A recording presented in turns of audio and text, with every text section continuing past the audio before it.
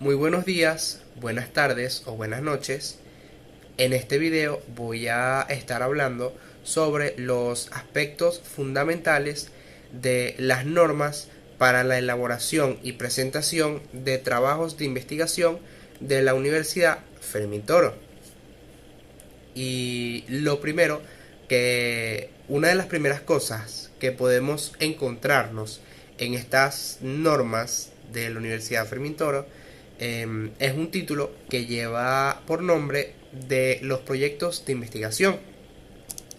En él se nos dice que el proyecto es la descripción detallada de la estrategia que vamos a proponer para optar al título o grado correspondiente.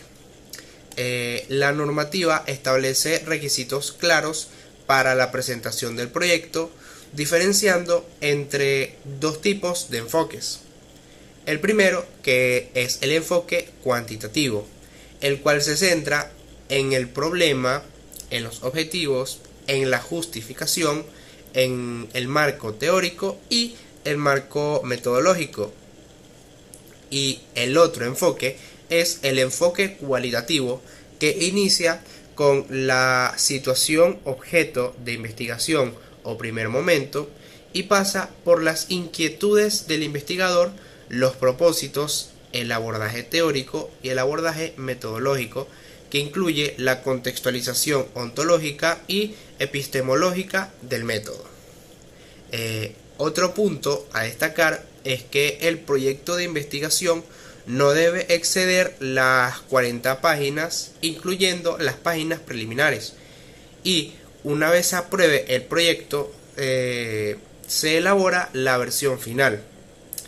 A esto se deben de añadir elementos como la presentación y el análisis de resultados, las conclusiones y las recomendaciones. Ahora pasaremos a hablar sobre la estructura de contenido. El trabajo de grado o cualquier otro proyecto se organiza en tres partes principales. Tenemos las páginas preliminares, el cuerpo o texto y la sección de referencias y anexos. Vamos a hablar primero sobre las páginas preliminares. Entre ellas tenemos, en primera instancia, la carátula.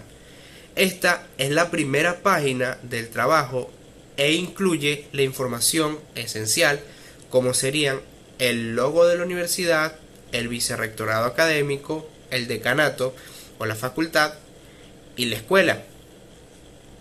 También tenemos el título del trabajo, el cual debe ser coherente, concreto, claro y preciso, y no puede exceder las 30 palabras. También tenemos la portada, ¿verdad? Y en esta se coloca lo mismo de la carátula y se termina de complementar con el tipo de trabajo realizado. Es decir, que contenga un enunciado, una frase que diga requisito para optar a. Y contiene, ¿verdad? Cosas como el nombre del autor, el tutor o docente, y centrado en mayúscula en el margen inferior la ciudad, el mes y el año de la presentación. También tenemos lo que sería la página de veredicto. Esta es obligatoria en la versión final de los trabajos conducentes a títulos y grados académicos. También está la dedicatoria, el reconocimiento o agradecimiento. Estas páginas son opcionales y deben redactarse en un estilo sobrio y académico, y en caso de incluirse pueden fusionarse en una sola página y la presentación va a quedar a juicio del autor. También nos hablan del índice o contenido. Este es de carácter obligatorio y consiste en una lista de títulos y subtítulos desde el resumen o la introducción hasta los anexos, indicando el número de páginas, el número de página a la derecha. Es importante destacar que las páginas preliminares se enumeran con números romanos en minúscula, mientras que el cuerpo o texto se enumera con números arábigos. Adicionalmente, se incluyen el índice de cuadros y el índice de figuras. También nos hablan del resumen, el cual es obligatorio para trabajos de ascenso y de grado. Este debe ser un texto preciso y conciso que sintetice los objetivos, la metodología, los resultados, la discusión y las conclusiones del trabajo. La extensión máxima es de 300 palabras y debe escribirse en bloque, sin sangría y con un interlineado sencillo. A 3 espacios del final del texto se deben colocar de 3 a 5 descriptores o palabras claves. Ahora hablaremos sobre el cuerpo, las referencias y los anexos. Primero, el cuerpo o texto. Este se estructura en capítulos, fases o momentos según el enfoque. Un trabajo de grado tradicionalmente incluye la introducción, el capítulo 1 o el problema, el capítulo 2, marco teórico, y el capítulo 3, marco metodológico. Los estudios cualitativos se organizan en momentos o fases tales como la situación objeto de investigación, primer momento, el abordaje teórico, segundo momento, y el abordaje metodológico, tercer momento. Estos estudios hacen énfasis en la categorización y la teorización, cuyo fin es estructurar un modelo teórico o una auténtica teoría del fenómeno estudiado. También tenemos la sección de referencias.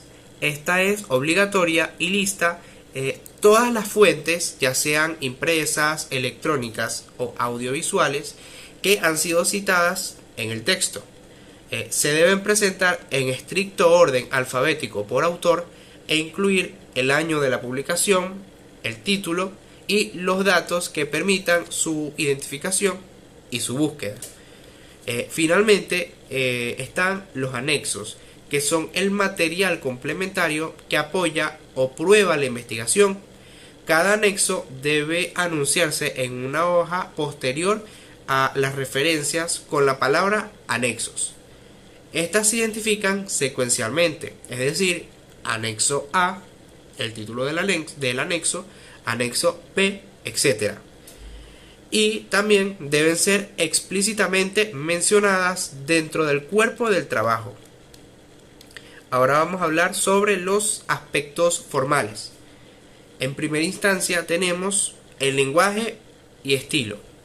La redacción debe ser clara y precisa y, como regla general, se utiliza la tercera persona. Los pronombres personales se evitan a menos que el autor necesite destacar su pensamiento, donde puede usar el autor o la autora. O también en enfoques cualitativos o interpretativos, donde se permite la primera persona. El párrafo debe tener un rango de 6 a 10 líneas. Ahora vamos a hablar sobre los aspectos mecanográficos. Este contiene, primero, o podemos hablar en primera instancia, de el tipo y el tamaño de letra. Se debe usar Arial o Times New Roman tamaño 12, manteniéndose uniforme durante todo el trabajo.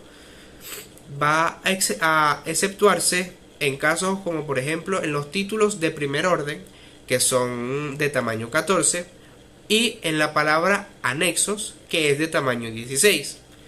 El texto se escribirá justificado, es decir, en bloque. También tenemos los márgenes, donde el margen izquierdo debe contener 4 centímetros y los márgenes superior, inferior y derecho deben contener 3 centímetros. Sobre la sangría, podemos decir que al inicio de cada párrafo debe tener 5 caracteres o 1 centímetro. En las citas textuales mayores a 40 palabras se mantiene una sangría de 5 caracteres o 1 centímetro a la derecha y a la izquierda en todas las líneas de la cita. Y En las referencias bibliográficas, la segunda y demás líneas deben guardar una sangría de 2 caracteres o 0.5 centímetros. Y por último tenemos el interlineado.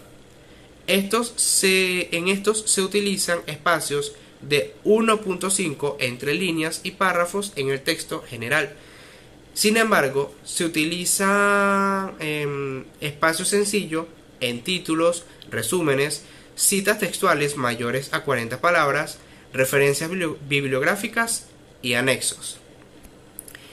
Sin nada más que decir, muchas gracias por su atención.